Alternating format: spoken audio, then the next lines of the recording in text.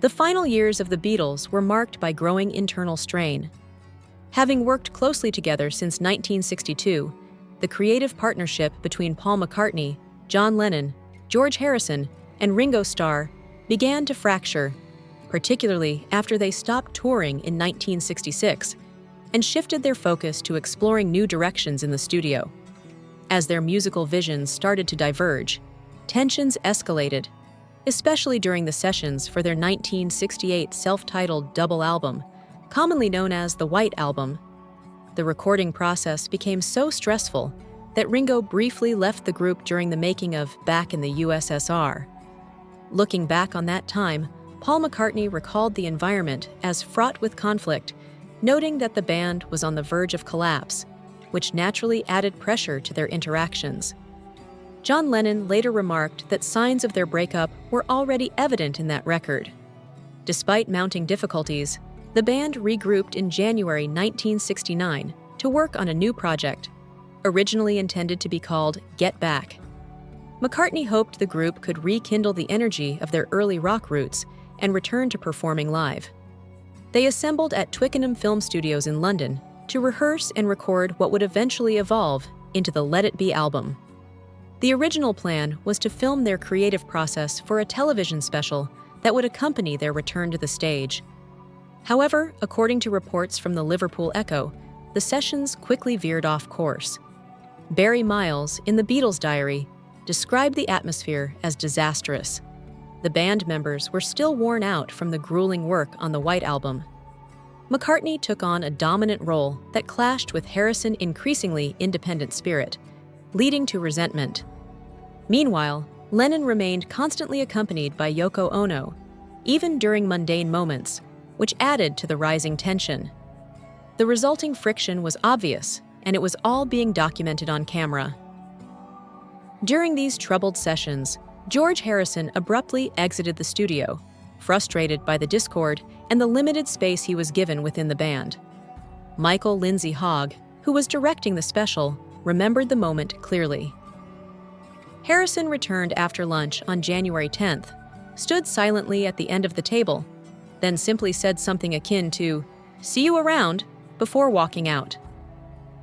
Lennon, known for his confrontational nature, responded immediately by suggesting they replace George with Eric Clapton, calling him equally talented but less difficult to work with.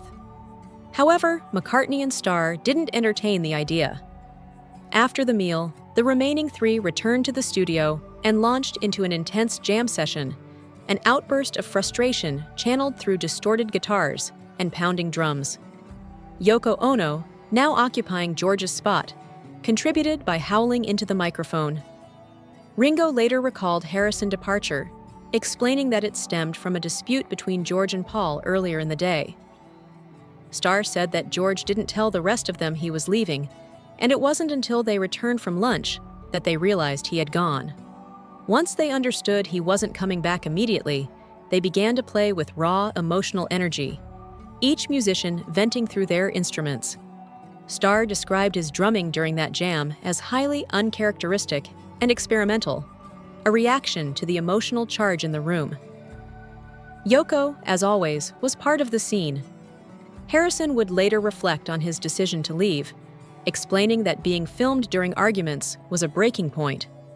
While there were no physical altercations, he felt it was pointless to stay in an environment that made him unhappy, especially when he knew he could find peace on his own. He realized the situation had become unbearable and chose to walk away. He acknowledged that each band member had experienced similar feelings. Ringo had walked out previously, and John had made it clear at times that he wanted out. It was a time of immense stress, made worse by having their breakdowns captured on film. Eventually, Harrison agreed to return, but only under certain conditions. Among them was the decision to abandon plans for a live concert and to instead continue the project at the band-owned Apple Corps headquarters, where they had a personal recording studio. Work resumed there on January 21st, 1969, and the mood reportedly improved. George later recalled waking up one morning and deciding he'd had enough. He packed his guitar, left the studio, and later that same day wrote Wah Wah. a song reflecting his frustration. While the Get Back sessions were meant to bring the band back to a simpler, more organic way of making music, George felt that old patterns of control had returned, particularly from Paul, who often wanted others to wait until he had fully shaped a song before they could contribute.